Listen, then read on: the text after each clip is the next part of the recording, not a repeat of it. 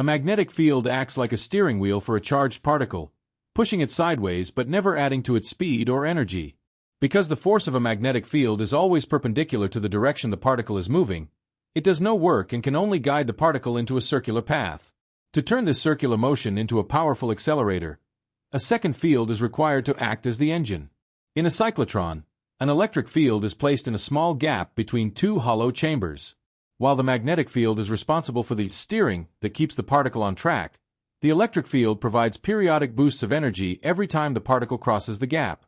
As the particle receives these boosts and gains speed, it naturally begins to take wider and larger turns. This combination of constant bending and periodic speeding up creates a path that spirals outward from the center of the device.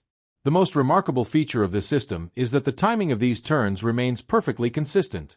Even though the particle is moving faster and covering a greater distance in its wider turns, the extra speed perfectly balances the extra distance. Consequently, the time it takes to complete a half circle remains the same regardless of how fast the particle is going.